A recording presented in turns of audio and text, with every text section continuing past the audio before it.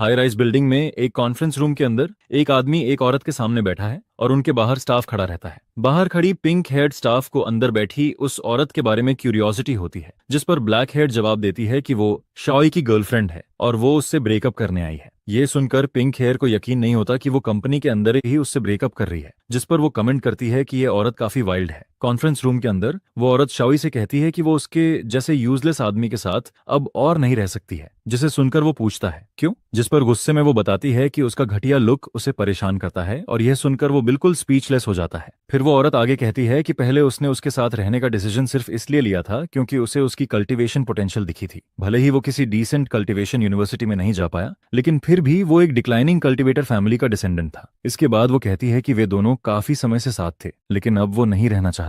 वो उसे ब्लेम करती है कि उसने उसकी जवानी के 3 महीने वेस्ट कर दिए और इस वजह से वो कई इमॉर्टल एयर्स को मिस कर गई। यह सुनकर हे खुद को बहुत छोटा फील करता है। फिर वो जवाब देता है कि उसने अपनी सारी सेविंग्स खाली करके उसे स्पिरिट स्टोन्स और हर तरह के स्पिरिचुअल एनर्जी ज्यूल्स दिए थे। यह सुनते ही वो और ज्यादा गुस्सा हो जाती है और फिर कहती है कि उसने जो ट्रैश दिया था उसमें स्पिरिचुअल एनर्जी बहुत वीक थी, जो किसी काम की नहीं थी। इसके बाद वो कंपैरिजन करती है यंग मास्टर लाई द्वारा दिए गए इयरिंग से, जो स्पिरिचुअल एनर्जी से ओवरफ्लोइंग था। वो इयरिंग ईविल को डिस्पेल करता है, बॉडी को प्रोटेक्ट करता है और ब्यूटी तक एनहांस करता है। बाहर खड़ी पिंक हेड गुस्से में अपने हाथ में पकड़ा कंप्यूटर माउस तोड़ देती है, जिसकी आवाज एक्स गर्लफ्रेंड का ध्यान खींच लेती है, जिस पर पिंक हेड उस पर चिल्लाती है कि वो बहुत ज्यादा आगे बढ़ रही है। इसके बाद ब्लैक हेड उसे काम कराने की कोशिश करती है और रीजन देती है कि अभी तक उनकी टीम का मंथली केपीआई पूरा नहीं हुआ है, इसलिए दूसरों के मैटर में पड़ने की जरूरत नहीं है। फिर हे बोलता है अपनी बात क्लियर करते हुए, जिस पर एंग्री एक्स गर्लफ्रेंड उसकी तरफ मुड़ती है। इसके बाद वो उससे कहता है कि उसने जो कुछ भी दिया है वो सब वापस कर दे। यह सुनते ही रेज उसके अंदर फूट पड़ता है और वो कुर्सी से उछलकर खड़ी हो जाती है। उसका पूरा बॉडी गुस्से से कांपता है। फिर वो उसे कर्ज देती है कि वो पूरी जिंदगी लूजर बना रहे और भयानक मौत मरे, और फिर वहां से भाग जाती है। वो जाते जाते हे कहता है कि अगर सामान लाना इनकन्वीनियंट हो तो वो मेल से भेज सकती है, जिस पर वो गुस्से में जवाब देती है कि देने से पहले वो सब नदी में फेंक देगी। यह सुनकर हे पूछता है कि कौन सी रिवर, क्योंकि उन्हें फेंक देना शेम की बात होगी। यह देखकर पिंक हेड को हे इंटरेस्टिंग लगने लगता है। इसके बाद ब्लैक हेड उसे घूरने से रोकती है और वार्न करती है कि अगर उसने और स्लैक किया तो मैनेजर कहीं से भी पॉप आउट हो सकता है। और जैसे ही वो ये कहती है, उसके पीछे से एक आवाज आती है कि वो क्या कर रही है। वो कल्टीवेशन डिपार्टमेंट के मैनेजर जंगजियन होते हैं। वो पूछते हैं कि क्या इस महीने के केपीआईएस पूरे हो गए हैं। वो अभी जवाब ही देने वाली होती है। उसी समय जियान की नजर हे पर पड़ती है, जो सो रहा होता है, जिस पर पिंक हेड एक्सप्लेन करती है कि उसकी गर्लफ्रेंड उसे छोड़कर गई है, इसलिए वो थोड़ा डाउन है, लेकिन थोड़ी देर में ठीक हो जाएगा। जंगजियन इसके बाद कुछ नहीं कहता है। बाद में उसी दिन हे रूफ के एज पर बैठा होता है। तभी कोई उससे पूछता है कि उसने लंच खाया या नहीं, जिस पर वो पीछे मुड़कर देखता है। वो जीकन होता है। वो पूछता है कि उसका मूड ठीक नहीं है क्या, और फिर रिलैक्स करने के लिए उसे एक ड्रिंक ऑफर करता है। हे इस बिहेवियर से कंफ्यूज्ड हो जाता है, क्योंकि ये ओल्ड मैन आमतौर पर उसे ग्लेयर करता रहता है और अब अचानक नाइस बन रहा है। कैन खत्म करते करते हे पहले ही ड्रंक हो जाता है। वो खड़ा होकर अपने आर्म्स फैलाता है और चिल्लाता है कि उसकी एक्स गर्लफ्रेंड ने उसका खाना खाया, उसकी ड्रिंक्स पी, उसका सारा पैसा खर्च किया और उस पर चीट भी किया। वो उसे मरने के लिए चिल्लाकर कर्स करता है। ऐसा करने के बाद उसे अच्छा फील होता है। फिर वो एडमिट करता है कि उसे उम्मीद नहीं थी कि जो मैनेजर हमेशा कोल्ड लगता था वो अपने सबो नर्डिनेट्स की इतनी केयर करेगा। अचानक उसे चक्कर आने लगते हैं और उसे रियलाइज होता है कि उस सोडा में कुछ मिला हुआ था। वो कैन को देखता है जिसमें मैनेजर की डेविलिश ग्रिन रिफ्लेक्ट हो रही होती है और फिर वो बेहोश हो जाता है। कुछ घंटों बाद उसका सिर बहुत हैवी फील करता है और जैसे ही वो आंखें खोलता है, खुद को एक क्लिफ के एज पर चेंड पाता है। कोई देखता है कि वो जाग चुका है और वो जीकॉन होता है। हे पूछता है कि क्या कोई मिस्टेक हो गई है। जीकॉन कुछ बताने ही वाला होता है कि हे उसे काटते हुए कह देता है कि उसे S&M में इंटरेस्ट नहीं है। यह सुनकर जीकॉन चिढ़ जाता है और उसे पंच मार देता है। हे को यह फनी लगता है, जिस पर जीकॉन उसे नीचे ध्यान से देखने को कहता है ताकि उसे अपनी सिचुएशन का अंदाजा हो सके। नीचे अंधेरे पिट में उसे आंखों की एक जोड़ी दिखती है। वो हिलती है और बाहर आते ही एक ड्रैगन रिवील होता है। जीकॉन उस डिवाइन ड्रैगन लॉर्ड के सामने उसे सैक्रिफाइस के रूप में प्रेजेंट करता है। वो ड्रैगन से कहता है कि भले ही ये यूजलेस आदमी अवेकन नहीं हुआ है,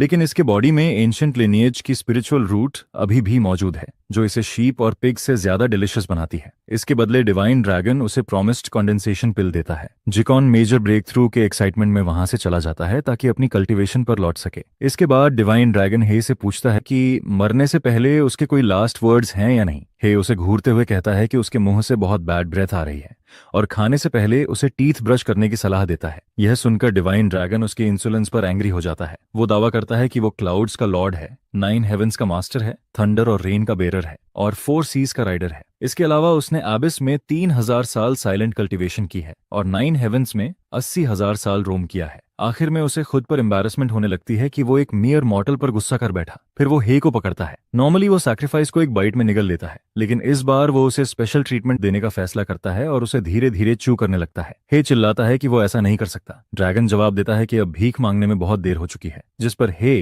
क्लियर करता है कि उसे एथलीट्स फुट है, जिससे ड्रैगन की ब्रेथ और भी ज्यादा खराब हो जाएगी। वो जोड़ता है कि स्मेल लिंगर करेगी, बिल्कुल मॉर्निंग ब्रेथ की तरह, जैसे उसकी एक्स गर्लफ्रेंड के स्टिंकी सॉक्स। यह सुनकर ड्रैगन चिल्लाकर उसे चुप रहने को कहता है और फिर उसे जोर से बाइट कर लेता है। उसका आधा बॉडी खाया जा चुका होता है और वो चिल्लाता है कि थोड़ा हार्ट हो रहा है, लेकिन उसका एक्सप्रेशन दिखाता है कि वो कितना एंड्योर कर रहा है। तभी उसके हाथ पर एक मार्क दिखाई देता है जो ड्रैगन द्वारा निगलते समय कट चुका होता है। उसी पल ब्लड लाइन की फॉरबिडन आर्ट एक्टिवेट हो जाती है। पहला स्किल होता है लाइफ एंड डेथ लाइट, जो उसे मारने वाले एनिमी और खुद पर डेथ मार्क लगा देता है। एनिमी को वही पेन और डैमेज सफर करना पड़ता है जो उसे हो रहा है। जब तक वो कर्स से नहीं मरता, उसका बॉडी रिवाइव होता रहता है। दूसरा स्किल होता है ड्यूअल एनाइलेशन। एक बार यह आर्ट यूज हो जाए तो लाइफ एंड डेथ कर्स के अंडर आने वाले दोनों बॉडीज एक साथ पेरिश कर जाते हैं। जब तक top level immortal magic intervene न करे, किसी को भी रिवाइव होने का चांस नहीं मिलता और इस स्पेल को न ब्लॉक किया जा सकता है और न ही बाहर से इंटरप्ट। अचानक हेक को एक टीचर की आवाज सुनाई देती है जो उससे पूछ रहा होता है कि वो कैसी नॉनसेंस बातें कर रहा है। जैसे ही वो आंखें खोलता है, खुद को क्लासरूम में पाता है। टीचर उससे बॉडी रिफाइनमेंट की 7 आर्ट्स रिसाइट करने को कहता है, लेकिन वो लाइफ और कर्सेस की बातें करता रहता है। टीचर सोचता है कि कहीं उसने बॉडी रिफाइनमेंट मेडिसिन ज्यादा तो नहीं ले ली जिससे उसे हेलुसिनेशन हो रही है। यह सुनकर उसके क्लासमेट्स हंसने लगते हैं। उधर फैकल्टी रूम में एक फीमेल टीचर प्रोफेसर येन से उस ट्रांसफर स्टूडेंट के बारे में बात करती है जिसे उसने अपनी क्लास में लिया है। वो मानती है कि उस स्टूडेंट में जरूर इंप्रेसिव टैलेंट होगा, वरना इतने हाई एडमिशन स्टैंडर्ड्स वाला आदमी उसे एक्सेप्ट नहीं करता। जिस पर प्रोफेसर येन जवाब देता है कि उस लड़के में और भी टैलेंट्स हैं। असल में उसे इसके बदले एक अच्छी खासी रकम मिली थी। वो सोचता है कि ये लड़का वैसे भी फर्स्ट मंथली एग्जाम पार नहीं कर पाएगा, इसलिए डेट ले लेना ही बेहतर है। पूरी क्लास को लगता है कि है बिल्कुल यूजलेस है और वो लोग उस पर हंसते ही रहते हैं। है को इससे कोई फर्क नहीं पड़ता, बल्कि वो यही सोचता रहता है कि हेवेंस ने उसे आखिर कौन सा टैलेंट दिया है। हे क्लासरूम में बैठा गहराई से सोच रहा होता है। ड्रैगन के हाथों मारे जाने के बाद वो अपने बेड पर जागता है और उसकी स्पिरिचुअल रूट, जो पिछले 20 सालों से डोर्मेंट थी, अचानक अवेकन हो जाती है। उसकी एक्स गर्लफ्रेंड के शब्द उसके दिमाग में गूंजते रहते हैं कि वो एक डिक्लाइनिंग कल्टिवेटर फैमिली का आखिरी डिसेंडेंट है। तबीयत अचानक कोई उसके डेस्क पर पैर रख देता है। ये लड़का उसे इंटिमिडेट करने की कोशिश करता है और क्लास के रूल्स पर लेक्चर देने लगता है। वो उसे हफ्ते में एक बार कम से कम 1 बोतल बॉडी रिफाइनमेंट पिल्स, 1 बोतल पयुआन पिल्स और 1 डोज गुबान पोशन देने को कहता है। क्लासमेट्स देखते हैं कि जॉन जबाई फिर से एक न्यूबी को एजुकेट कर रहा है और उनके लिए ये एक देखने लायक शो होता है। हे पूछता है कि वो उसे ये सब क्यों दे और वो उसके डेस्क पर पैर रखकर क्यों खड़ा है, जिस पर जबाई कहता है कि ये उसका टेरिटोरी है और वो चाहे तो यहाँ पैर रखेगा। साथ ही वो ये भी कहता है कि वो आमतौर पर यहीं से कूदकर नीचे जाता है, उन वीकलिंग्स की तरह नहीं जो स्टेयर्स यूज करते हैं। जाने से पहले वो उसे धमकी देता है कि अगर उस आफ्टरनून क्लास खत्म होने तक सामान नहीं लाया तो वो उसे स्कूल के फ्रंट लाइट पोल से बांधकर पब्लिकली शेम करेगा। हे देखता है कि उसके पैर विंडो के बाहर जा रहे हैं और उसी पल उसके दिमाग में एक थॉट आता है। अचानक हे उस बुली के पैर पर जोर से स्लैप करता है, जिससे वो ऑकवर्ड तरीके से गिरता है और सीधा अपने चेहरे के बल जमीन पर आ लगता है। ये सीन काफी सेटिस्फाइंग होता है। क्लासरूम की विंडो से क्लासमेट्स उसे घूरते रह जाते हैं।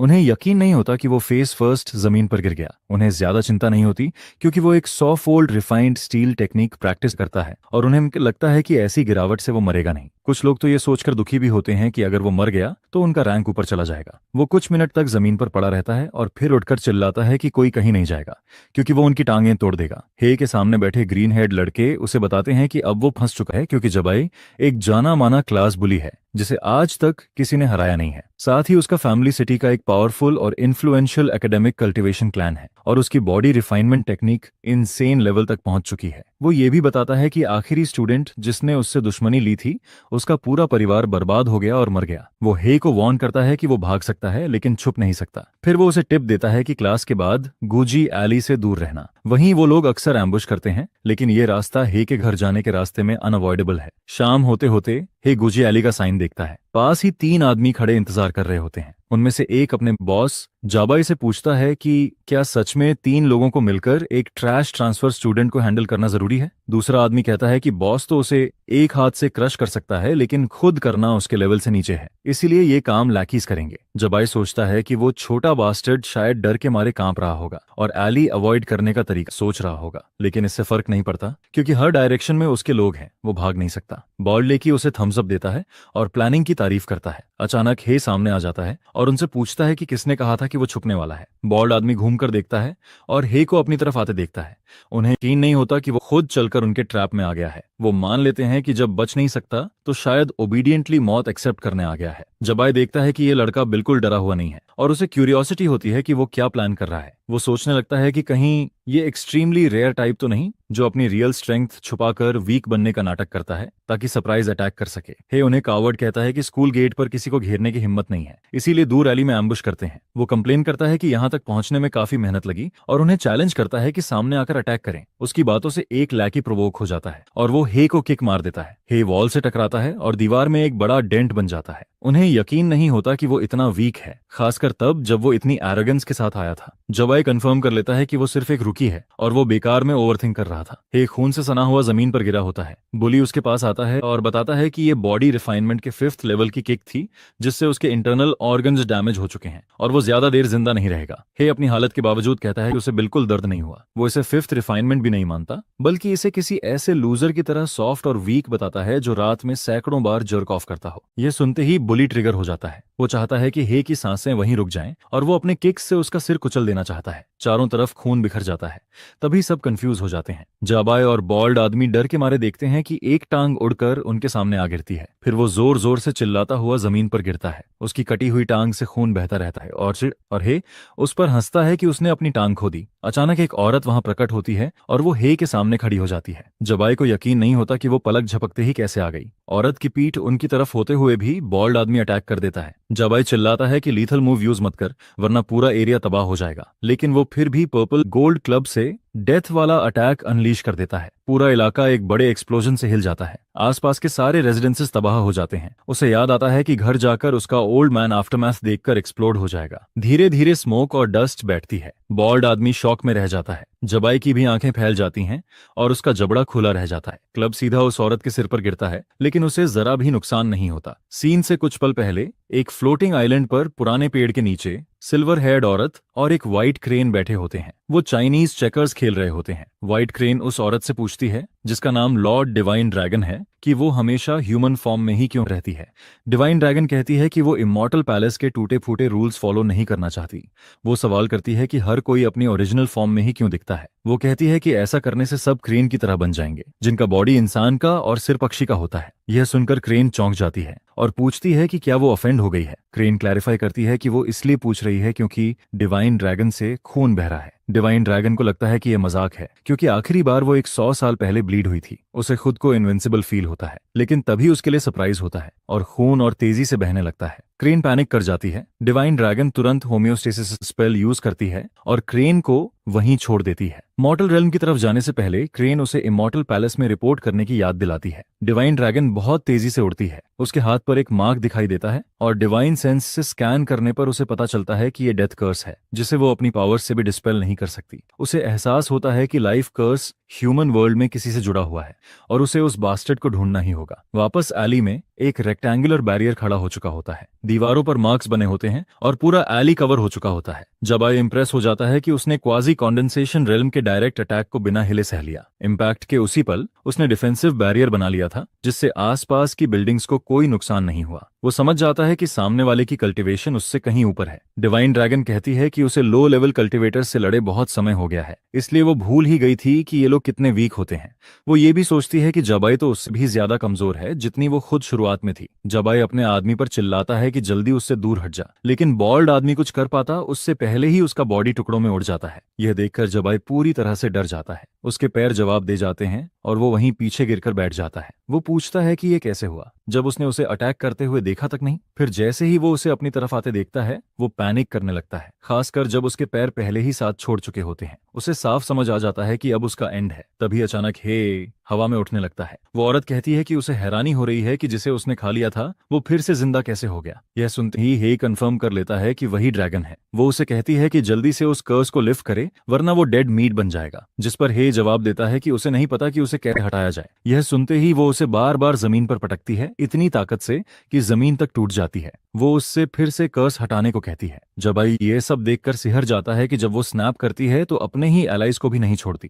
तभी अचानक वो औरत खून खांसती है और खून जमीन पर फैल जाता है। उसे रियलाइज होता है कि वो जितना ज्यादा उसे मार रही है उतना ही खुद हर्ट हो रही है, इसलिए इसका कोई फायदा नहीं है। अगर ये ऐसे ही चलता रहा तो सब एक बोरिंग लूप में फंस जाएगा। वो डिसाइड करती है कि पहले वापस जाकर कर्स तोड़ने का तरीका ढूंढेगी, लेकिन तभी हे उसे रुकने को कहता है। वो नोटिस करती है कि वो फिर से जिंदा हो चुका है और अंदर ही अंदर कर्स को शेमलेस कहती है। हे उसे याद दिलाता है कि उसने उसे ऐसे खा लिया था जैसे वो कुछ भी नहीं हो, इसलिए वो थोड़ा कॉम्पेंसेशन चाहता है। इतिहास में पहली बार कोई उससे ऐसा कह रहा होता है। वो पूछती है कि उसे क्या चाहिए। हे जवाब देता है कि वो इमॉर्टल बनना चाहता है। यह सुनकर वो इरिटेट हो जाती है और फिर पूछती है कि अगर उसने मना कर दिया तो वो क्या करेगा। हे उसे धमकी देता है कि अगर उसने उसकी विश पूरी नहीं की तो वो खुद को सल्फ्यूरिक एसिड के पूल में डुबो डुबो कर मरेगा और वो उसके साथ बुरी तरह बलि करती रहेगी। यह सुनकर वो गुस्से से भर जाती है कि उसने उसे ब्लैकमेल करने की हिम्मत कैसे की। वो सोचती है कि उसे फ्रीज करके कहीं बंद कर दे और आराम से कर्स तोड़ने का तरीका ढूंढे। वैसे भी उसके पास अनलिमिटेड टाइम है, लेकिन हे के पास इसका भी काउंटर होता है। वो उसे प्रोवोक करता है कि ट्राई करके देख ले।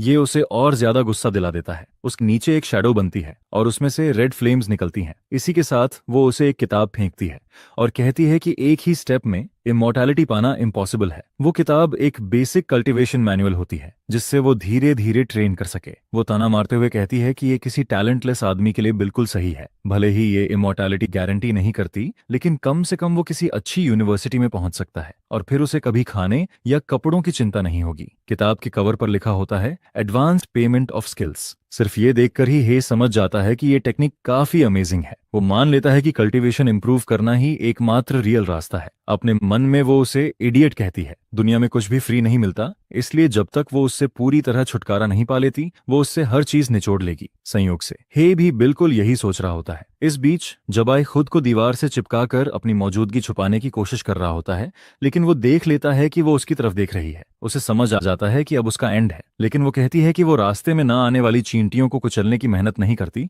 लेकिन उसे यहाँ हुई हर बात भूल जानी चाहिए। जैसे ही वो अपनी पावर्स उस पर यूज करती है, जबाई चिल्लाने लगता है कि वो मरना नहीं चाहता। तभी अचानक जब वो आंखें खोलता है तो बॉडी कल्टीवेटर इंस्ट्रक्टर उसे एग्जाम रूम में खुद को कंट्रोल करने के लिए चिल्ला रहा होता है।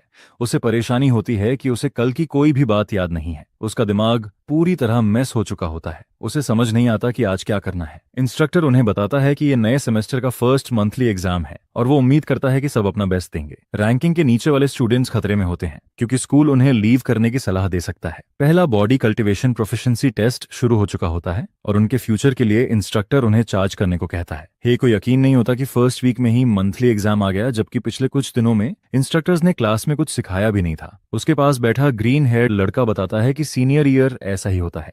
जो कुछ सिखाना था वो पहले 2 साल में हो चुका होता है। वो आगे बताता है कि हे को एक्स्ट्रा प्रेप क्लासेस लेनी चाहिए थी। हे को इसका कोई आइडिया नहीं था। ग्रीन हेड लड़का समझाता है कि सारा एफर्ट एक्स्ट्रा करिकुलर्स में जाता है। सीनियर ईयर सिर्फ एग्जाम्स, रैंकिंग्स और खुद को हाइप करने का होता है। फिर उसे रियलाइज होता है कि हे ने कोई प्रेप क्लास ज्वाइन ही नहीं की। वो कहता है कि अब हे एग्जाम में बुरी तरह फंसने वाला है। फिर वो फैट स्टूडेंट से कहता है कि उसकी रैंकिंग बदलने वाली है। फैट स्टूडेंट पूछता है वाई, जिस पर ग्रीन हेड लड़का बताता है कि वो idiot transfer student cram school तक रजिस्टर नहीं हुआ। यह सुनकर सब जोर जोर से हंसते हैं। ग्रीन हेड लड़का जबाई को देखता है और सोचता है कि इतना विशियस क्लास बुली आखिर हे को कैसे छोड़ दिया। जबाई खुद भी यही सोच रहा होता है। उसके 2 हेंचमैन मारे जा चुके थे और तीसरा खून बहने से मर गया था। उसे महसूस होता है कि कुछ टेरिफाइंग हुआ है। पहला टेस्ट पेनिट्रेशन का होता है। फील्ड में एक बैरियर स्पेल कास्ट किया जाता है ताकि डिस्ट्रक्टिव पेनिट्रेशन टेस्ट की जा सके। इंस्ट्रक्टर किसी को डेमो के लिए बुलाता है। उसे जबाई से काफी उम्मीदें होती हैं। जबाई स्टिक फेंकता है। उसका अटैक काफी डिस्ट्रक्टिव होता है और कई लेयर्स को पेनिट्रेट कर जाता है। इंस्ट्रक्टर खुश होकर अनाउंस करता है कि उसने 1 मीटर मोटी 5 लेयर रीइंफोर्स्ड कंक्रीट वॉल को तोड़ दिया है। उसे यही उम्मीद थी स्कूल के बॉडी टेम्परिंग प्रोडिजी से। जबाई का लेवल लगभग इंस्ट्रक्टर के बराबर होता है। लड़कियां चीयर करने लगती हैं। जबाई को इससे फर्क नहीं पड़ता क्योंकि उन्हें नहीं पता कि वो किस टेंशन में है। ग्रीन हेड लड़का कहता है कि ये रिजल्ट इंप्रेसिव है। हे पूछता है कि क्या ये सच में अच्छा रिजल्ट है। वो बताता है कि जबाई वेल नोन है क्योंकि बॉडी कल्टीवेशन के दम पर उसे सीधे हेजू कल्टीवेशन यूनिवर्सिटी रेकमेंड किया गया है। वो समझाता है कि ये टेस्ट एक्सप्लोसिव डिस्ट्रक्टिव पावर दिखाता है। चाहे बॉडी टेम्परिंग हो या सुई कल्टीवेशन टेक्निक। आखिर स्कोर इसी पर डिपेंड करता है कि कितनी लेयर्स टूटती हैं। सीनियर ईयर के पहले महीने में ज्यादातर लोग सिर्फ 2 या 3 लेयर्स ही तोड़ पाते हैं। 5 लेयर्स का रिजल्ट सबसे आगे होता है। इसके बाद इंस्ट्रक्टर वू को बुलाता है, जो वही फैट स्टूडेंट होता है। वो आगे बढ़ता है और बॉल फेंकता है। वो फर्स्ट लेयर तक पहुंचता है, लेकिन वहीं अटक जाता है। वो मन ही मन चाहता है कि वो आगे जाए, और वो किसी तरह पास हो जाता है। वो खुशी से सेलिब्रेट करता है। फिर इंस्ट्रक्टर ट्रांसफर स्टूडेंट को बुलाता है। अंदर ही अंदर वो खुश नहीं होता कि ओल्ड प्रिंसिपल ने ऐसा ट्रैश क्लास में एडमिट किया है। वो हे को बुलाने ही वाला होता है। ग्रीन हेड लड़का सोचता है कि हे अब डूम्ड है। अगर वो एक लेयर भी नहीं तोड़ पाया तो उसे लीव करने की सलाह मिल जाएगी। आखिरी बार बात करते हुए वो उसे लक विश करता है। हे अपनी पावर कॉन्सेंट्रेट करता है और उसकी आंखें लाल हो जाती हैं। इंस्ट्रक्टर देखता है कि वो खाली हाथ आगे बढ़ रहा है। वो मजाक उड़ाते हुए अनाउंस करता है कि क्लास में अब एक ऐसा प्रोडिजी है जो कुछ नहीं से बना सकता है। यह सुनकर सब हंसने लगते हैं। जबाई भी ताना मारता है कि ऐसे हिडन ड्रैगन के रहते टीचर की सीनियर पोजीशन सिक्योर हो जाएगी। इससे हंसी और तेज हो जाती है। लेकिन तभी सबके सामने हे एक बॉल क्रिएट करता है। फिर वो थ्रो करने की पोजीशन में आता है। वो उसे उठाता है और फेंक देता है। बॉल तेज गति से आगे जाती है और आसानी से वॉल्स को तोड़ती चली जाती है। इंस्ट्रक्टर को यकीन नहीं होता कि उसने रीइंफोर्स्ड वॉल्स को पेनिट्रेट कर दिया है। उसे डर लगता है कि कहीं ये स्कूल की बैरियर को भी ना तोड़ दे। लेकिन लास्ट वॉल पर बॉल गायब हो जाती है। इंस्ट्रक्टर को राहत मिलती है कि उसकी पावर वहीं खत्म हो गई। फिर भी उसने उनके पूरे बैच का रिकॉर्ड तोड़ दिया होता है। और इंस्ट्रक्टर पहली बार पाम लाइटनिंग देख रहा होता है। उस लाइटनिंग की एक्सप्लोसिव फोर्स देखकर वो समझ जाता है कि हे का बॉडी टेम्परिंग लेवल काफी हाई है। बॉडी और की कल्टीवेशन दोनों को उस लेवल तक मास्टर करने पर इंस्ट्रक्टर उस बच्चे को हीवेनली जीनियस कहता है। लड़कियां उसके चारों तरफ इकट्ठा हो जाती हैं और कहती हैं कि पहले वो नॉर्मल सा दिखता था, लेकिन अब हैंडसम लगने लगा है। उनमें से एक कहती है कि उसका टैलेंट पिछले जीनियस को भी टक्कर देता है। पहले उसमें ऐसा कुछ नजर नहीं आता था, लेकिन अब साफ लग रहा है कि वो किसी मेजर सेक्ट से जुड़ा हुआ है। ग्रीन हेयर्ड लड़का समझ जाता है कि अब वो डूम्ड है, क्योंकि उसने पहले जोर जोर से हंसी उड़ाई थी। दिन के बाद में वो काफी नर्वस दिखता है। हे उससे पूछता है कि उसे क्या हो गया है, क्योंकि वो 50 साल बड़ा लग रहा है। वो मान लेता है कि पहले वो ब्लाइंड हो गया था, और हे से कहता है कि अगर उसे कभी कुछ भी चाहिए हो तो बस बोल देना। हे जल्दी में गुड बाय कहता है और एक झटके में वहां से गायब हो जाता है। ग्रीन हेयर्ड लड़का हैरान रह जाता है कि वो कितनी तेजी से ट्रेन पकड़ने भागा। उसे एहसास होता है कि जो लोग आउटस्टैंडिंग होते हैं वो उससे कहीं ज्यादा मेहनत करते हैं। हे पूरी ताकत से दौड़ रहा होता है। वो बहुत अनॉयड फील कर रहा होता है। वो अभी अभी कंफर्म कर चुका होता है कि वो बदबूदार ड्रैगन की इंटेंशंस बिल्कुल सही नहीं है। उसने उसे एक टाइम बम जैसी बेकार मैनुअल पकड़ा दी थी। उसे ब्लैक नेथर पॉम लाइटनिंग की प्रैक्टिस पूरी करने का इंस्ट्रक्शन मिला होता है। अगर वो टाइम पर फिनिश नहीं करता तो पेनल्टीज लगती, जैसे कल्टीवेशन डिडक्शन और ब्लड लाइन वीकनिंग, जिसका मतलब होता प्रोहिबिशंस। उसका टाइमर 11:05 पर चल रहा होता है। हे के रूम के अंदर वो शेल्फ्स खंगालता है, स्किल बुक ढूंढते हुए। वही किताब होती है जो उसने पहले ऑनलाइन खरीदी थी, लेकिन तब वो समझ नहीं पाया था, इसलिए उसने सीधे लास्ट पेजेस देखे थे। अब वो इनिशियल कल्टीवेशन स्टेप्स दोबारा जानने के लिए बेचैन होता है। वो दोबारा ऑर्डर नहीं कर सकता, क्योंकि फास्टेस्ट डिलीवरी भी अगले दिन की होती और तब तक बहुत देर हो चुकी होती। फिर उसे दिमाग में ई बुक खरीदने का आइडिया आता है। प्राइस देखकर वो जोर से चिल्ला पड़ता है। नीचे के नेबर्स कंप्लेन करते हैं कि वो इतना क्यों चिल्ला रहा है, क्योंकि उन्हें अगले दिन कल्टीवेशन के लिए जल्दी सोना है। पहली बार जब उसने वो किताब खरीदी थी तब उसने अपनी सारी पॉकेट्स खाली कर दी थी। टेंस ऑफ थाउजेंड्स खर्च किए थे, लेकिन अब प्राइस आसमान छू चुका होता है। इस पॉइंट पर उसके पास सिर्फ 8 आवर्स 31 मिनट्स और 24 सेकंड्स बचे होते हैं। समय तेजी से निकल रहा होता है, और अगर वो तुरंत ऑर्डर नहीं करता तो पूरी रात भी ट्रेनिंग के लिए काफी नहीं होगी। लेकिन उस पर पहले से ही बहुत खर्चे होते हैं, जैसे ओल्ड प्रिंसिपल को दिए गए 50,000। आखिरकार वो 2 लाख वेन में किताब खरीद लेता है, जिससे उसका अकाउंट बैलेंस 3,372.29 रह जाता है। इसके बाद वो माउंटेन्स में चला जाता है, जहां वो बेसिक ब्रीदिंग टेक्निक प्रैक्टिस करता है। 3 आवर्स 44 मिनट्स और 3 सेकंड्स बचे होने पर वो स्पिरिचुअल एनर्जी एक्टिवेशन करता है। आखिरी 1 आवर 5 मिनट्स और 16 सेकंड्स मूव प्रैक्टिस में निकल जाते हैं। फॉरेस्ट में एक्सप्लोजन्स होते हैं, क्योंकि वो ट्रीज और रॉक्स में होल्स कर देता है। वो कल्टीवेशन प्रोसेस को आखिरी 32 सेकंड्स खत्म होने से पहले पूरा कर लेता है। खत्म होने पर वो कहता है कि ये तो बहुत ईजी था, लेकिन उसे उम्मीद नहीं होती कि उसे चक्कर आएंगे और वो वहीं बेहोश हो जाएगा। इसी दौरान फ्लोटिंग आइलैंड पर बाथ हाउस के अंदर चारों तरफ स्टीम फैली होती है। डिवाइन ड्रैगन खुशी खुशी शावर ले रही होती है, तभी अचानक उसकी पीठ से खून निकलने लगता है और पानी लाल हो जाता है। वो कंप्लेन करती है कि जो इमोर्टल ड्यू उसने अभी अभी बनाई थी वो बर्बाद हो गई। वो पानी के जरिए हे को चेक करती है और देखती है कि कल्टीवेशन कंप्लीट करते वक्त उसने खुद को ओवर एक्सर्ट कर लिया था और अचानक मर गया था। वो उसे यूजलेस कहती है। उसने तो कंप्लीशन प्रोसेस में बस हल्की सी रिस्ट्रिक्शन डाली थी और वो ही उसे नॉकआउट करने के लिए काफी हो गई। उसके पास उसे हील करने के अलावा कोई ऑप्शन नहीं बचता। एक हफ्ता पहले सीनियर ईयर के पहले दिन जी क्लास प्लेसमेंट टेस्ट में टॉप 10 में रैंक करता है। रिजल्ट्स बुलेटिन बोर्ड पर लगे होते हैं। वो घमंड करता है कि उसने सिर्फ बॉडी टेम्परिंग के दम पर एलीट क्लास के टॉप 10 में जगह बना ली है। इससे वो बाकी टॉप स्टूडेंट्स को नीचा समझने लगता है। तभी उसके पास खड़ी एक लड़की चिल्लाती है, जिससे वो चौंक जाता है। वो देखती है कि फैटी अब लास्ट नहीं है, सबसे नीचे हाई का नाम होता है। किसी ने उसका नाम पहले नहीं सुना होता, जिससे सब समझ जाते हैं कि वो ट्रांसफर स्टूडेंट है। जबाई इस न्यूबी को दिखाने के लिए ईगर होता है कि यहाँ हालात कितने टफ होते हैं। वर्तमान में जबाई देखता है कि हे पिछले इंडिविजुअल टेस्ट से 10 रैंक्स ऊपर आ चुका है। अब हे रैंक 33 पर होता है। उसका एक लाकी उसे टेस्ट शुरू होने की याद दिलाता है। वो जिम में होते हैं। एक स्टूडेंट डरा हुआ खड़ा रहता है। अचानक एक पाम उसके चेहरे पर पड़ती है और खून बहने लगता है। इतनी जोरदार हिट होती है कि वो गिरकर अपनी गर्दन तोड़ लेता है। इंस्ट्रक्टर अब मेडिक को बुलाता है और कहता है कि जल्दी इन्फर्मरी ले जाओ, शायद डॉक्टर सॉन्ग के मिरेकल हैंड से वो बच जाए। हे ग्रीन हेयर्ड लड़के से पूछता है, ये कैसा टेस्ट था? वो बताता है कि ये पाम स्ट्रेंथ और इम्पैक्ट रेजिस्टेंस टेस्ट करता है। पेनिट्रेशन टेस्ट के मुकाबले ये जबाई की स्पेशलिटी है, खासकर उसकी proud iron tempered steel technique, जिसे उनकी ग्रेड में कोई तोड़ नहीं पाया है। जबाई उस साल के strongest palm strength student Xiao Yikai के सामने आता है।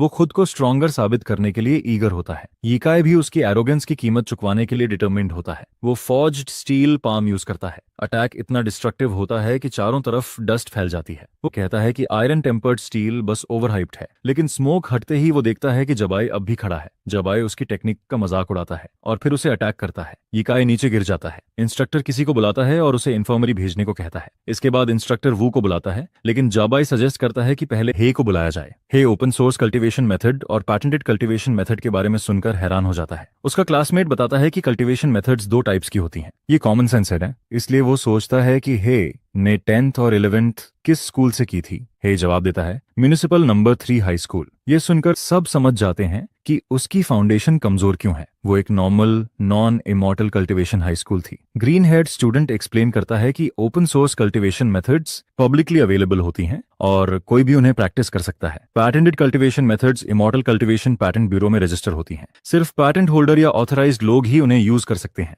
बिना इजाजत प्रैक्टिस करने पर लीगल कॉन्सिक्वेंसेज या एक्सटर्मिनेशन तक हो सकती है। जैसे forged steel palm open source है और 100 रिफाइंड स्टील पैटेंटेड है। ऑर्डिनरी कल्टीवेटर्स के लिए पैटेंटेड मेथड्स तोड़ना आसान नहीं होता।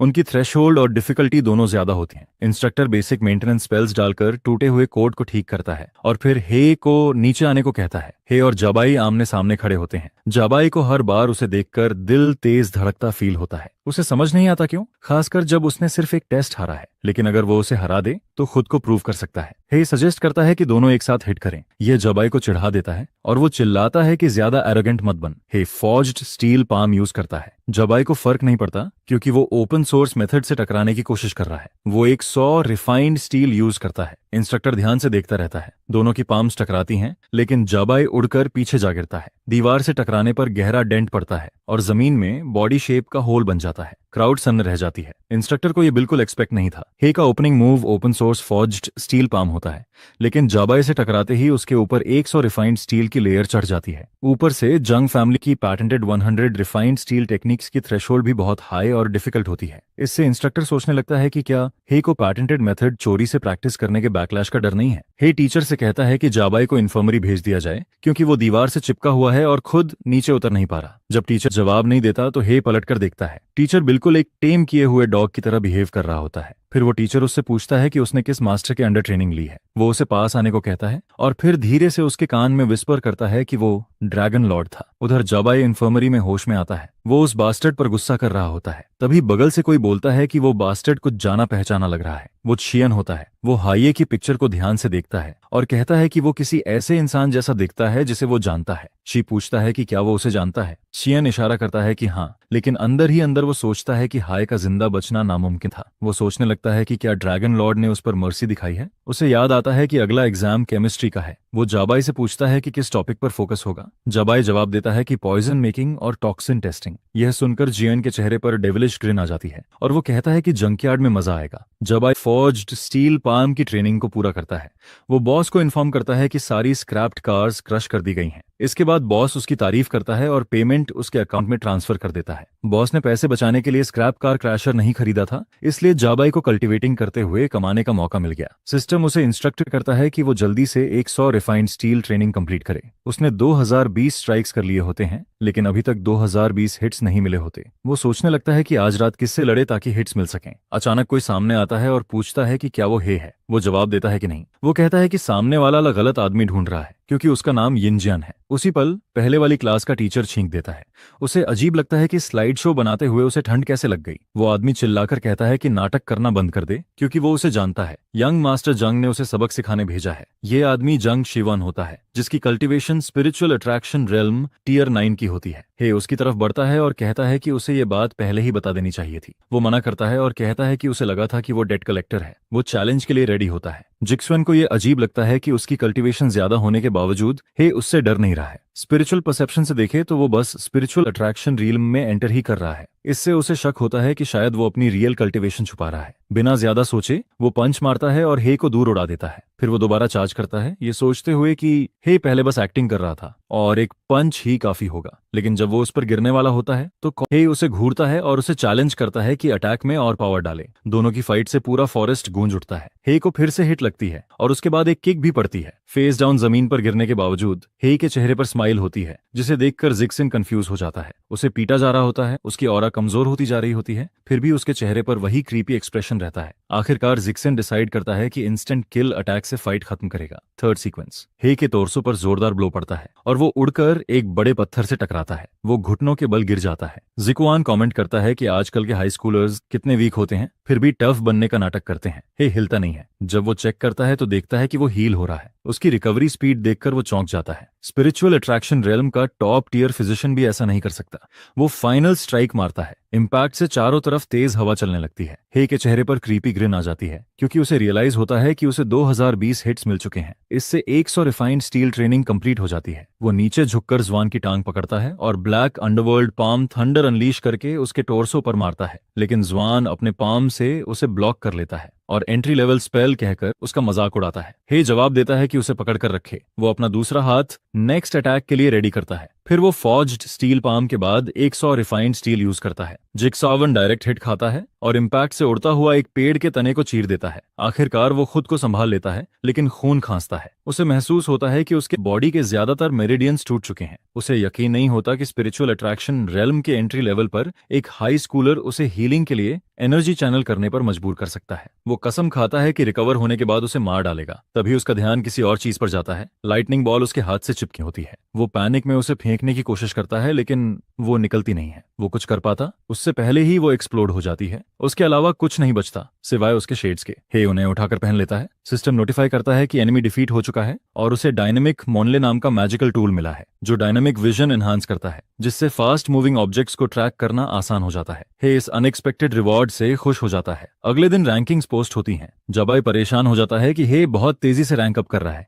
वो पहले ही 18th रैंक पर पहुंच चुका होता है। इसके अलावा उसने भेजे गए थग्स को भी निपटा दिया होता है। एक औरत हे को बुलाती है और उससे फास्ट रैंकिंग का सीक्रेट पूछती है। वो एक्सचेंज में यूएन नरिशिंग पिल्स ऑफर करती है। उसे पता नहीं होता कि कुछ लड़कियां उनकी बातें चुपके से सुन रही हैं। वो उसे गाओ फे कहकर बुलाती हैं और उसके प्लान को लॉस वाला ट्रेड बताती हैं। बाद में क्लास शुरू होती है। ये केमिस्ट्री क्लास होती है, टीचर जॉनकिंग यन के अंडर। उस दिन पॉइजन मेकिंग और पॉइजन डिटेक्शन स्किल्स डेमोन्स्ट्रेट करनी होती हैं। टीचर समझाती है कि फ्यूचर में डेंजरस करियर्स में जाने पर कोवर्कर्स, सबऑर्डिनेट्स, बॉसेस और राइवल से ट्रिक्स झेलनी पड़ेंगी। अगर वो जॉब पर अचानक मरना नहीं चाहते तो एग्जाम में पूरी ताकत लगानी होगी। हर स्टूडेंट को कई सैंपल्स दिए जाते हैं। एग्जाम खत्म होने से पहले उन्हें आइडेंटिफाई करना होता है कि कौन सा पॉइजनस है।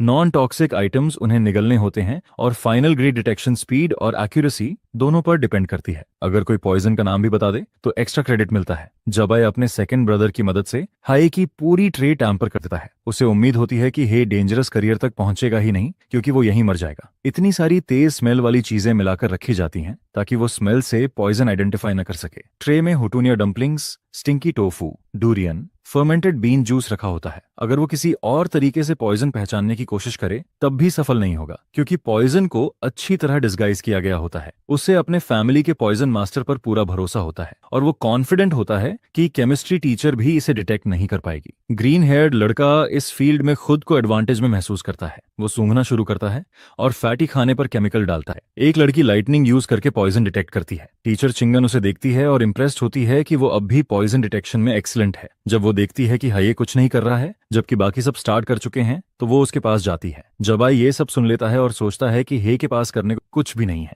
उसे समझ नहीं आ रहा होगा कि क्या चुने और अब वो जो भी खाएगा मरेगा ही। उधर हे फ्लोटिंग आइलैंड पर खाना उठाता है। डिवाइन ड्रैगन वहां फिशिंग कर रही होती है, लेकिन थॉट्स में खोई होती है। गॉड बनने के बाद उसकी जिंदगी बोरिंग हो गई होती है और उसके पास करने को सिर्फ फिशिंग बची होती है। आराम से बैठे बैठे अचानक उसकी आंखों और नाक से खून बहने लगता है। 5 मिनट पहले हे अपनी ट्रे का सारा खाना खा चुका होता है। टीचर चिंगान को यकीन नहीं होता कि उसने क्या किया है। वो पूछती है कि क्या उसे सच में पता है कि वो क्या कर रहा है, क्योंकि वो इससे मर भी सकता है। टीचर को राहत मिलती है कि उसने ऐसे इडियट्स को पहले ही एंटिसिपेट कर लिया था और डोसेज को सख्ती से कंट्रोल किया था। वो उसे अश्योर करती है कि ये लीथल नहीं है, लेकिन उसे सीरियस डायरिया के लिए तैयार रहना चाहिए। जबाई ग्रिन करता है क्योंकि उसे लगता है कि ये बस विशफुल थिंकिंग है। उसने हर एक फूड आइटम को पॉइजन किया था और वो किसी को 5 बार मारने के लिए काफी था। हे का चेहरा पीला पड़ जाता है और उसकी आंखों, कानों, नाक और मुंह से खून बहने लगता है। फिर वो वहीं गिरकर मर जाता है। टीचर चिंगान उसकी पल्स चेक करती है और उसकी डेथ अनाउंस कर देती है। एक स्टूडेंट को चिंता होती है कि स्कूल हेडलाइंस में आ जाएगा। दूसरा स्टूडेंट कहता है कि ऐसा नहीं होगा, क्योंकि वो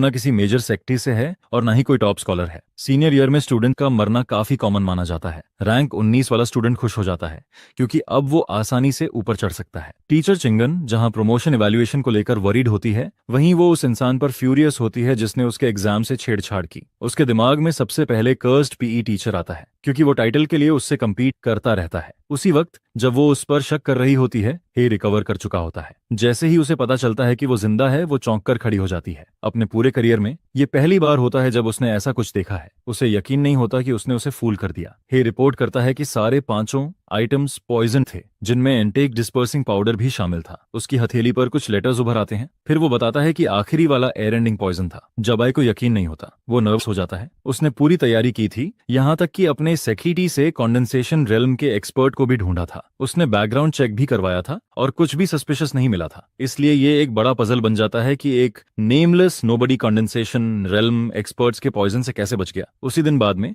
लैब में टीचर चिंग यान पेटी डिश में कुछ इंस्पेक्ट कर रही होती है। वो फ्लूइड पर अपनी ऑरा रैप करती है। वो हाई का ब्लड सैंपल होता है और एनालिसिस से उसे पता चलता है कि उसके सारे आंसर्स करेक्ट थे। वो समझ जाती है कि ये ब्रेन डेड पीई टीचर का काम नहीं हो सकता। इससे उसे लगता है कि ये किसी रियल पॉइजन मास्टर ने किया है जो कंडेंसेशन रेल्म का है। उसे खुद भी एनालाइज करने में आधी रात लग जाती है और वो सोचती है कि हे सच में फ्रीक है। इधर न्यू इमॉर्टल बुक स्टोर में हे बुक्स खंगाल रहा होता है। उसने कभी सोचा भी नहीं था कि ऐसा कम्युनिकेशन मेथड भी हो सकता है। डिवाइन ड्रैगन पाम्स के थ्रू उससे कम्युनिकेट करती है और बताती है कि ये उसकी ब्लड लाइन फॉरबिडन टेक्निक है। वो उसे डम कहती है कि उसे ये तक नहीं पता कि इसे यूज कैसे करना है। वो इमरजेंसी के समय कॉन्टैक्ट के लिए उनकी हेल्थ बार्स लिंक कर देती है। हे कंप्लेन करता है कि ऐसा इनक्रिप्टेड कम्युनिकेशन दर्द देता है। वो पूछता है कि इमॉर्टल्स और मॉर्टल्स के बीच बात करने का कोई और तरीका है या नहीं। उसे लगता है कि गॉड्स पूरी तरह फ्री होते हैं। वो उसे समझाती है कि ह्यूमंस के लिए वो स्ट्रैटेजिक न्यूक्स जैसे हैं।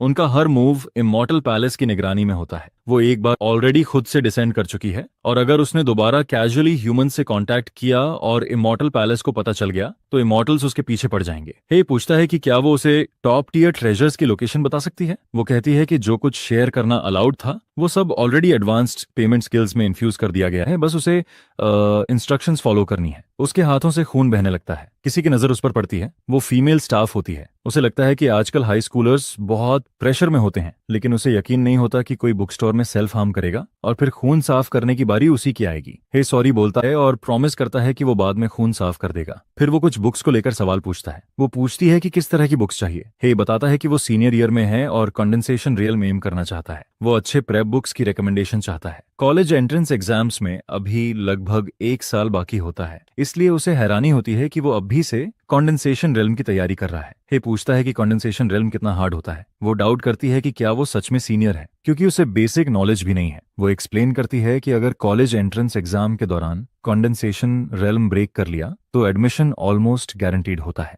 अगर सीधे रीच कर लिया तो डायरेक्ट रिकमेंडेशन भी मिल सकती है। वो कमेंट करती है कि आजकल के किड्स की एम्बिशंस बहुत ऊंची होती हैं, लेकिन ग्राउंडिंग नहीं होती। वो उसे 3 बेस्ट सेलिंग बुक्स देती है और कहती है कि अगर वो इन्हें ग्रास्प कर ले तो काफी है। हे कंडेंसेशन रेल्म कल्टीवेशन गाइड चुनता है और काउंटर पर रख देता है। ये स्टाफ रिकमेंडेशन में नहीं होता, इसलिए वो अनइम्प्रेस्ड रहती है कि उसने उसकी बात नहीं मानी। हे तुरंत बुक स्कैन करता है। स्टाफ देखती है कि वो उस कॉम्प्लेक्स बुक को सीधे लास्ट पेज पर पलट देता है। उसके दिमाग में वो जज करती है कि उसकी लॉजिक पूरी तरह उल्टी है और वो होपलेस है। वो पढ़ता है कि कंडेंसेशन रेल्म ब्रेक करने के लिए छी या बॉडी कल्टीवेशन को लेवल 10 तक पूरा करना जरूरी है। साथ में कंडेंसेशन पिल की मदद चाहिए। इस प्रोसेस में स्पिरिचुअल एनर्जी बॉडी के अंदर रैम्पेज कर सकती है, जिससे सीरियस इंजरीज हो सकती हैं।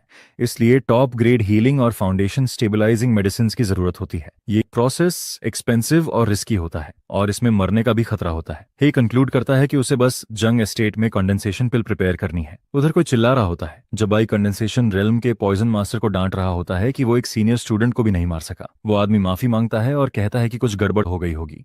वो सेकंड चांस मांगता है और प्रॉमिस करता है कि अगली बार बच्चा सच में मर जाएगा। अब जबाई और ज्यादा वरीड हो जाता है क्योंकि हाई का स्कोर क्लास में 10th रैंक तक पहुंच चुका होता है। वो नहीं चाहता कि आंख में चुभने वाला ये कांटा इतनी आसानी से सक्सीड करे। वो आदमी को 1 हफ्ते का टाइम देता है और कहता है कि अगर हे जिंदा रहा तो उसका सिर काट देगा। अचानक रूफ से तेज आवाज आती है। अनएक्सपेक्टेडली हे सोड के साथ ब्रेक इन कर देता है। इससे कुछ पल पहले जांग रेजिडेंस की सिक्योरिटी काफी टाइट होती है। सेकंड फ्लोर पर खड़ा एक गार्ड अपने साथी को मरते हुए देखता है। वो तुरंत रेडियो उठाकर रिपोर्ट करने लगता है, लेकिन सेंटेंस पूरा होने से पहले ही उस पर अटैक हो जाता है। फिर हे सेकंड फ्लोर के बालकनी पर जंप करता है। वो रूफ पर गार्ड्स को भी गिरा देता है। तभी वो जबाई को अपनी मौत की डेडलाइन देते हुए सुनता है। वो अपनी पावर हैंड में कॉन्सेंट्रेट करता है और 2 फ्लोर्स नीचे गिरने के लिए होल बना देता है। जैसे ही वो जबा तक पहुंचता है, वो अपनी सोर्ड निकालकर उसके शोल्डर में घोंप देता है। इस बुली को पता ही नहीं होता कि उसने गलत इंसान से पंगा ले लिया है। बस इमेजिन करो, नए स्टूडेंट को बुली करना और फिर कुछ ही पलों में जान लगभग चली जाना। अगर सोर्ड दिल से कुछ इंच और पास लग जाती। फिर भी जाबाई रिटेलिएट करने की कोशिश करता है। वो पाम टेक्निक से उसे पीछे धकेलता है। उसी पल हे सोर्ड निकालकर अपने पाम से उस अटैक को ब्लॉक करता है और जी कई वॉल्स तोड़ता हुआ पीछे जा गिरता है। आखिरी वॉल पर गहरा डेंट बन जाता है। तभी हाई की तरफ नीडल्स फेंकी जाती हैं। वो स्किलफुल्ली स्वॉर्ड से ब्लॉक करता है, हालांकि वो थोड़ा कॉट ऑफ गार्ड हो जाता है। फिर एक आदमी यूनिक वेपन से उस पर वॉर करता है। वो स्टाफ जैसा होता है जिसके मेटालिक एंड फ्लावर की तरह खुलते बंद होते हैं। हे सोर्ड से उसे ब्लॉक करता है, लेकिन आदमी वेपन का बटन दबाता है और उससे एक ब्लेड निकलती है जो सीधा उसकी आंख की तरफ जाती है। हे थोड़ा साइडवेज मूव करता है, जिससे बस हल्की सी स्क्रैच लगती है। आदमी पीछे हट जाता है। वो आदमी इंट्रूडर को पहचान लेता है, वही हाई स्कूल स्टूडेंट जो उसके पॉइजन से लकी तरीके से नहीं मरा था। वो उसे ढूंढने ही वाला था और वो खुद उसके सामने आ गया। वो बताता है कि जो वेनम नीडल उसने पहले छोड़ी थी वो मामूली नहीं थी। वो एंसेस्ट्रल रेसिपी से बनाई गई थी, जिसकी टॉक्सिसिटी बिल्कुल अलग लेवल की थी। आमतौर पर यह ब्रैट के लिए इंस्टेंट डेथ होती। हाई की चीख से खून बहता है, लेकिन वो बस उसे घूरता है, जिससे पॉइजन मास्टर को अनईजी फील होता है और तभी हाई गायब हो जाता है। एक पल में वो जबाई के सामने पहुंच जाता है और सोर्ड उसकी तरफ तान देता है। वो उसे स्टैब करने की कोशिश करता है, लेकिन हे इवेड कर लेता है। फिर वो अपनी सोर्ड घुमाता है, लेकिन उसे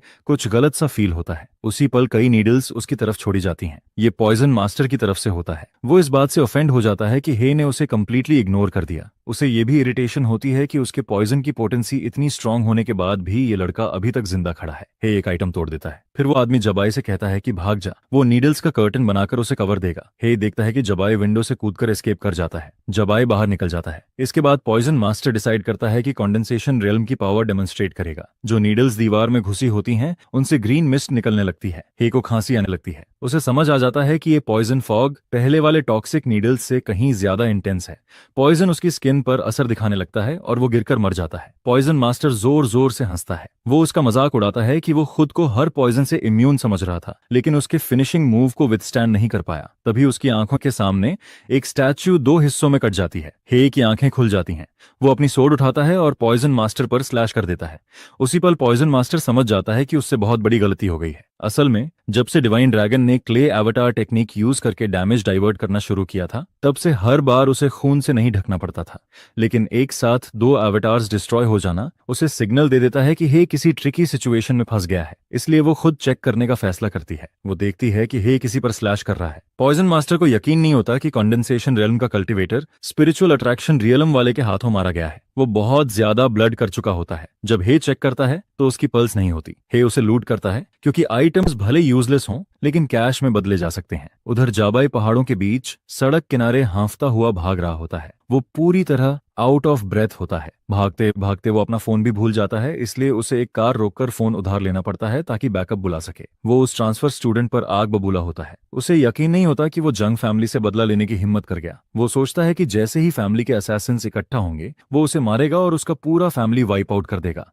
लेकिन तभी हे सामने आ जाता है और पूछता है कि वो किसे मारने वाला है। हे सोर्ड से उस पर अटैक करता है लेकिन जाबाई डॉज कर लेता है। फिर जाबाई 100 रिफाइंड स्टील यूज करके अपने बॉडी को स्ट्रेंथन करता है। उसकी आर्म कट जाती है और खून बहने लगता है। वो डिस्टेंस बनाने के लिए पीछे हटता है। वो संभल भी नहीं पाता कि एक ऑर्ब उसके चेहरे की तरफ फेंका जाता है और एक्सप्लोड हो जाता है। धमाके से वो क्लिफ से नीचे गिर जाता है। जमीन पर जोरदार इम्पैक्ट के साथ गिरता है। हे उसे खत्म करने के लिए नीचे फॉलो करता है। जाबाई हिल नहीं पाता और डराने के लिए कहता है कि वो जांग फैमिली से है, लेकिन हे को कोई फर्क नहीं पड़ता। वो उसका सिर काट देता है। हे मानता है कि अगर ड्रैगन किंग ने सारा डैमेज अब्सॉर्ब नहीं किया होता तो वो उसे कई बार मार चुका होता। उसे यकीन नहीं होता कि मौत के बिल्कुल पास होने के बाद भी जी वही फैमिली बैकग्राउंड वाला इंटिमिडेशन रूटीन यूज कर रहा था। हे बॉडी को जला देता है और एविडेंस मिटा देता है। उसे पता होता है कि ऐसा करने के बाद भी जंग फैमिली उसकी मौत को उसी से जोड़ देगी, चाहे उनके पास प्रूफ हो या नहीं। और ऊपर से वो अभी भी जंग फैमिली की पैटेंटेड टेक्निक यूज कर रहा है। इसलिए वो जानता है कि फ्यूचर में कॉन्फ्लिक्ट अनअवॉइडेबल है,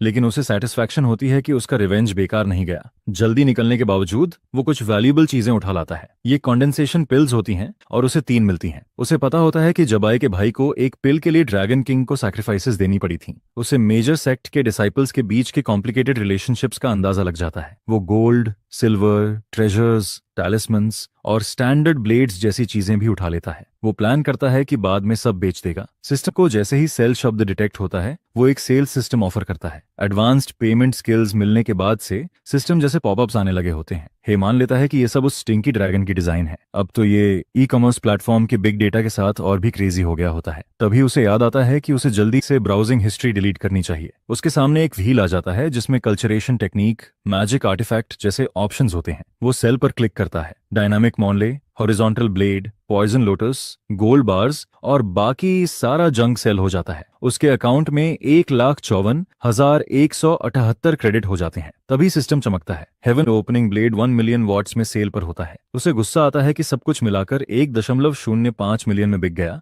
लेकिन एक सिंगल प्रीमियम ब्लेड के लिए 1 मिलियन मांगे जा रहे हैं। उसे बाहर ऐसे ही आर्टिफैक्ट सस्ते में मिलने की याद आती है। वो इसे सीधा रॉबरी कहता है। बात ये नहीं होती कि वो अफोर्ड नहीं कर सकता, बल्कि ये वर्थ इट नहीं होता। वो कुछ और चेक करने का फैसला करता है। पॉकेट पैंट्स 50,000 में होती हैं। ये ड्यूरेबल और टियर रेजिस्टेंट होती हैं। दोनों साइड पॉकेट स्पेशल बैग्स होते हैं जिनमें काफी सामान रखा जा सकता है। उसे ये काफी यूजफुल लगती हैं। वो 1 लाख युआन खर्च करता है और बैलेंस 9,54,718 युआन बचता है। वो बॉइलिंग ब्लड नाम का प्रीमियम आइटम भी देखता है जिसकी कीमत 6 लाख युआन होती है। इसमें जितना ज्यादा खून बहता है उतना ही उसका अटैक स्ट्रांग होता है। एक और आइटम होता है स्विफ्ट आई कॉन्टैक्ट लेंस जिसकी कीमत 50,000 युआन होती है। ये डायनामिक विजन को 50% एनहांस करता है जिससे फास्ट मूविंग ऑब्जेक्ट्स आसानी से दिखते हैं। एंटी इम्पैक्ट शर्ट भी होती है 1 लाख युआन की। ये टी शर्ट उससे भी ज्यादा टफ होती है जिससे फाइट में कपड़े फटने की चिंता नहीं रहती। ग्रिप शूज भी होते हैं 2 लाख के। इनमें सुपर ट्रैक्शन सोल्स होते हैं। स्पिरिचुअल पावर एक्टिवेट करने पर ये सरफेसेस से चिपक सकते हैं।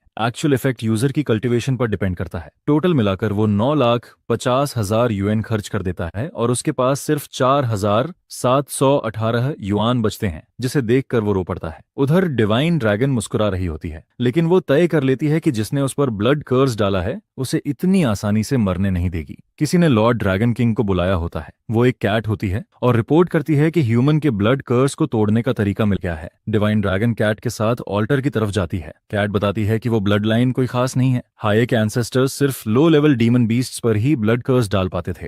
वो बीस्ट्स ट्रांसफर्ड डैमेज सह नहीं पाते थे, इसलिए उसके एंसेस्टर्स अक्सर लो लेवल फाइट्स में जल्दी मर जाते थे। इसी वजह से किसी भी सेक्टी ने कभी उसकी ब्लड लाइन में इंटरेस्ट नहीं लिया। मॉर्टल वर्ल्ड में वो हमेशा नोबडी रहा है। डिवाइन ड्रैगन पूछती है कि जब वो सेलेस्टियल और ड्रैगन किंग है तब उस पर ब्लड कर्स कैसे लग गया। कैट अंदाजा लगाती है कि जब वो मॉर्टल रेल्म में उतरी थी तब सेलेस्टियल एम्परर के रिस्ट्रिक्शन स्पेल ने उसकी कल्टीवेशन को जबरदस्ती बहुत नीचे गिरा दिया था। साथ ही उस वक्त लड़के की जिंदा रहने की इंटेंस विल ने उसके ब्लड कर्स की अपर लिमिट बढ़ा दी। फिर भी कर्स उसकी कल्टीवेशन पर डिपेंड करता है। स्पिरिचुअल अट्रैक्शन रेल्म का कल्टीवेटर उसकी हेल्थ बार का बहुत छोटा हिस्सा ही टैप कर सकता है। जैसे ही वो हिस्सा खत्म होता है लड़का मर जाएगा। मैजिक सर्कल लगभग रेडी हो जाती है। कैट उसे फॉर्मेशन के सेंटर में खड़े होने को कहती है।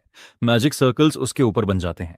तभी उसके बॉडी से कुछ निकलते वक्त उसे अनबेरेबल पेन होती है और वो चीख उठती है। उधर अर्थ पर सब शांत होता है। हे गहरी नींद में होता है और वो लाइन हे के बॉडी में एंटर कर जाती है। डिवाइन ड्रैगन देखती है कि ब्लड कर्स ने एक टैंजिबल फॉर्म ले लिया है। वो अपनी पावर हाथ में कंडेंसे करके उसे काटने की कोशिश करती है, लेकिन तभी कोई डोर नॉक करता है। वो एक मैसेंजर होता है। वो बताता है कि सेलेस्टियल मिनिस्टर उसे बुला रहे हैं। कैट को कंफ्यूजन होती है कि मैसेज टैलिस्मैन से नहीं भेजा गया बल्कि पर्सनल एनवॉय भेजा गया है। डिवाइन ड्रैगन पूरी तरह ऑन गार्ड रहती है क्योंकि ये विजिटर अच्छे इरादों से नहीं आया होता है। डिवाइन ड्रैगन थ्रोन के सामने खड़ी होती है, लेकिन थ्रोन खाली होता है। तभी अचानक कोई उससे पूछता है कि क्या वो वहां बैठना चाहती है। थ्रोन के राइट साइड पर एक आदमी प्रकट होता है। वो उसे बताता है कि सेलेस्टियल एम्परर कई सालों से सामने नहीं आया है, इसलिए थ्रोन बहुत समय से खाली पड़ा है और अगर वो थोड़ी देर वहां बैठ जाए तो कोई नुकसान नहीं होगा। डिवाइन ड्रैगन स्कॉफ करती है और कहती है कि हर इमॉर्टल जानता है कि वही सबसे ज्यादा ईगर रहता है वहां बैठने के लिए। वो उसे वॉर्न करती है कि ऐसे माइंड गेम्स उसके साथ न खेले और सीधे बताए कि उसे वहां क्यों बुलाया गया है। वो कमेंट करता है कि वो अब भी उतनी ही हॉट टेम्पर्ड है। फिर वो बताता है कि उसे बुलाने की वजह उसकी हाई इमॉर्टल प्रमोशन की एप्लीकेशन है। उसे रिजेक्ट कर दिया गया है। यह सुनते ही डिवाइन ड्रैगन गुस्से में आ जाती है क्योंकि पहले उसने अपना टेरिटरी और सबॉर्डिनेट्स छोड़ दिए थे और इमॉर्टल पैलेस ज्वाइन करने के लिए अग्री किया था। वो सब उसने सिर्फ इसलिए किया था क्योंकि उसे प्रॉमिस दिया गया था कि 100 साल बाद उसे हाई इमॉर्टल बना दिया जाएगा। वो आदमी समझाता है कि अब सिचुएशन अलग है क्योंकि बहुत सारे माइनर इमॉर्टल्स प्रमोशन के लिए अप्लाई कर रहे हैं। अगर सिर्फ सेंचुरीज पुराने प्रॉमिस के आधार पर उसकी प्रमोशन अप्रूव कर दी गई तो बाकी इमॉर्टल्स ऑब्जेक्शन करेंगे। वो सजेस्ट करता है कि वो और ज्यादा मेरिट जमा करे और अपनी कल्टीवेशन थोड़ा और बढ़ाए। वो उसकी बात पूरी होने से पहले ही वहां से गायब हो जाती है। कैट हैरान रह जाती है कि वो इतनी जल्दी वापस आ गई। डिवाइन ड्रैगन आसमान में बेहद तेज रफ्तार से उड़ रही होती है और उसके चेहरे से साफ दिखता है कि वो कितनी फ्यूरियस है। कैट समझ जाती है कि ये अच्छा साइन नहीं है। वो लगभग क्लिफ तक पहुंच चुकी होती है। जब वो नीचे उतरती है तो जोरदार एक्सप्लोजन होता है। पूरे फॉरेस्ट में उसका इम्पैक्ट महसूस होता है। कैट उल्टे मुंह चट्टान पर गिर जाती है। वो पूछती है कि क्या वो ठीक है। डिवाइन ड्रैगन चट्टानों पर लेटी हुई सार्कास्टिकली जवाब देती है कि वो ठीक फील कर रही है, बस थोड़ा रिस्ट्रेन्ड महसूस हो रहा है। कैट को यकीन नहीं होता कि वो रिस्ट्रेन्ड है जब उसने पूरा माउंटेन तोड़ दिया है। उसकी फ्री रेंज खत्म हो चुकी है। अब समय आ गया है उस म्यूट को और जोर से धकेलने का। उधर ह्यूमन रेल्म के फॉरेस्ट में हे ट्रेनिंग कर रहा होता है और पास बैठा बर्ड अनॉयड हो जाता है क्योंकि उसे सोने नहीं मिल रहा। आखिरकार सिस्टम नोटिफाई करता है कि spirit attracting breathing technique complete हो चुकी है। अब कंडेंसेशन रेल्म में जाने के लिए उसकी फाउंडेशन और भी सॉलिड हो जाती है। ये सब होने के बाद कंडेंसेशन रेल्म के एडवांस्ड पेमेंट के साथ सब एलिमेंट्स रेडी होते हैं। बस कुछ एसेंशियल फॉलोअप कल्टीवेशन बाकी रहती है। वो advance cultivation condensation realm activate करता है। पावर उसके बॉडी में दौड़ने लगती है। कॉन्सेंट्रेटेड पावर सीधा आसमान की तरफ शूट करती है। स्मोक और डस्ट चारों तरफ फैल जाती है। कुछ देर बाद सब क्लियर हो जाता है। उसकी आंखें लाल चमकने लगती हैं। कंडेंसेशन रेल्म एडवांसमेंट प्रीपेड होने के कारण उसकी बॉडी स्ट्रेंथ, माना और मैक्स हेल्थ पॉइंट्स काफी बढ़ जाते हैं और डिवाइन सेंस बहुत ज्यादा एनहांस हो जाती है। कॉम्प्रिहेंशन एबिलिटी भी काफी बूस्ट हो जाती है। उसके साथ ही कंडेंसेशन रेल्म की एक्सक्लूसिव टेक्निक्स, आर्टिफैक्ट्स और आइटम्स अनलॉक हो जाते हैं। सिस्टम उसे बताता है कि कंडेंसेशन रेल्म के कंडीशंस पूरे करने हैं, जिनमें एक condensation pill, 10 superior foundation stabilising pills, 3 bottles superior spiritual herb extract और स्पिरिट अट्रैक्टिंग रेल्म के 10 लेयर्स शामिल हैं। वो हैरान हो जाता है कि बस इतना ही, क्योंकि ये सब उसके पास पहले से होता है। ये उसकी सोच से भी ज्यादा आसान लगता है, लेकिन उसी वक्त वो खुद को जिंक्स कर देता है। साइड क्वेस्ट सामने आ जाता है। उसे इंस्ट्रक्ट किया जाता है कि टाइम लिमिट के अंदर हेमोरेज कर्स झेलते हुए सीक्रेट रेल्म क्लियर करे। मिशन के बाद कंडेंसेशन रेल्म के एडवांस पर इंटरेस्ट के रूप में उसकी कल्टीवेशन और मेरिट का 30% डिडक्ट किया जाएगा। बाद में रिपेमेंट कॉम्पाउंड इंटरेस्ट के साथ होगी। उसे नहीं पता होता कि ये डीमन केव कहाँ है। तभी अचानक एक रेड ग्लो दिखाई देता है। उसके नीचे मैजिक सर्कल बन जाती है। वो पैनिक कर जाता है क्योंकि वो अभी रेडी नहीं होता। गिरते ही 20 मिनट का टाइमर स्टार्ट हो जाता है। वो कंप्लेन करता है कि ये कितना इंटेंस है, खासकर तब जब वो स्पाइक्स पर गिर रहा होता है। वो अपनी एनर्जी हाथों और पैरों में कंसंट्रेट करता है ताकि दीवार पकड़ सके। पहले वो फिसलता है, लेकिन आखिरी पल में रुक जाता है। बस 1 इंच पहले उसके नीचे स्पाइक का टिप होता है। वो सच में बहुत क्लोज था, वो लगभग मर ही गया होता। भले ही उसकी हेल्थ बार मोटी हो चुकी होती है, लेकिन हर्ट होना अब भी हर्ट करता है और उसे नहीं पता होता कि हेमोरेज कब शुरू होगा। अगर पॉसिबल हो तो वो इंजरी अवॉइड करना चाहता है। तभी एक मेटल आर्म उसकी तरफ छोड़ा जाता है। किस्मत से वो उसे देख लेता है और नीचे गिरकर उसे इवेड कर लेता है। जैसे ही वो गिरता है, एक और स्पाइक आती है जिसे वो तलवार से 2 टुकड़ों में काट देता है। उसकी स्पीड, स्ट्रेंथ और रिफ्लेक्सेस तीनों काफी इंप्रूव हो चुके होते हैं। भले ही उसके पास आयरन काटने वाली बेस्ट नाइफ ना हो, लेकिन थोड़ी सी मैजिक पावर मोबिलाइज करने पर कमर जितनी मोटी स्टोन आर्म को भी वो एक स्वॉर्ड से काट सकता है। यही बेसिक कल्टीवेशन इंप्रूव करने का फायदा होता है। उसे एक और इनकमिंग अटैक दिखता है। बाहर निकलने के लिए उसे जिगजैग में ऊपर की तरफ मूव करना पड़ता है। जैसे ही वो पिट से निकलने वाला होता है, एक हाथ रास्ता रोक लेता है और आगे पीछे से एम्बुश हो जाता है। वो black nether fist core thunder use करता है और सब कुछ तोड़ देता है। इसके बाद उसका टाइमर 17 मिनट्स 36 सेकंड्स पर पहुंच जाता है। जमीन से ह्यूमन शेप में एक रॉक उभरता है। ऐसे कई रॉक सोल्जर्स सामने आ जाते हैं। वो रॉक और ह्यूमन वॉरियर जैसे दिखते हैं, जिनके हाथ में हथौड़ा होता है। टाइम लिमिट की वजह से उसके पास उनसे निपटने का ज्यादा वक्त नहीं होता और उसी दौरान हेमोरेज शुरू हो जाता है। वो घुटनों पर आ जाता है। रॉक सोल्जर अपना हथौड़ा उठाकर वार करता है, लेकिन हथौड़ा किसी चीज से टकराता है। वो एक हाथ होता है जिसे हे एडवांस्ड पेमेंट स्किल से क्रिएट करता है स्टोन गोलम।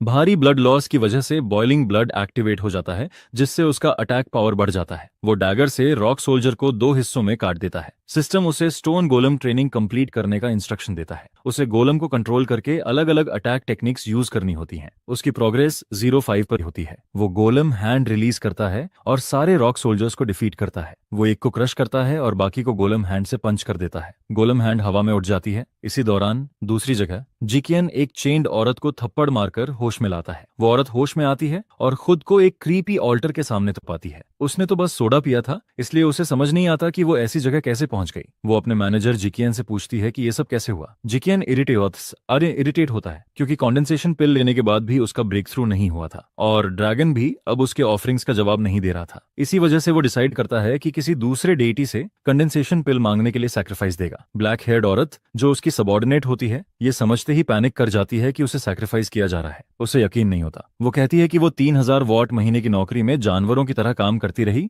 और अब उसे अपनी जान भी देनी पड़ेगी। वो दावा करती है कि कंपनी कॉन्ट्रैक्ट में ऐसा कहीं नहीं लिखा है। जिकियन क्लैरिफाई करता है कि जब उसने लेबर डिस्पैच एजेंसी के साथ कॉन्ट्रैक्ट साइन किया था, तब कंपनी का इससे कोई लेना देना नहीं था। ये सुनकर वो और शॉक हो जाती है। वो चाकू उसकी गर्दन पर रख देता है और कहता है कि बहुत हो गया। वो उसे मारने के लिए मना करती है। तभी अचानक एक एक्सप्लोजन होता है। ये हे के हाथ में पकड़ी लकड़ी की स्टिक की वजह से होता है। हे उस मैनेजर को देखता है जो एम्प्लॉइज को अपने बच्चों की तरह ट्रीट करता था। फिर वो उसे मिडिल फिंगर दिखाता है। इसी वक्त हे स्टोन गोलम ट्रेनिंग फेज कंप्लीट कर चुका होता है। जन का जबड़ा खुला रह जाता है जब वो उसे देखता है। उसे यकीन नहीं होता कि वो जगह ढूंढकर मैकेनिकल गोलम्स पार करके अंदर आ गया है। हे कहता है कि उसे हैरानी नहीं है कि वो अब भी जिंदा है। वो अंदाजा लगाता है कि किसी ने उसे पहले ही बता दिया होगा कि उसे मारना कितना मुश्किल है। वो कहता है कि शायद श्यान का मरा हुआ भाई ही होगा, क्योंकि श्यान को यकीन नहीं था कि उसका भाई उसके हाथों मरा है। फिर वो पूछता है कि क्या उसके पास उसके भाई की कॉन्डेंसेशन पिल है। वो उस पर अटैक करता है और उसे देने के लिए मजबूर करता है। उसे ये जानने में कोई दिलचस्पी नहीं होती कि उसका भाई कैसे मरा। उसने पहले है को मारने में सिर्फ इसलिए मदद की थी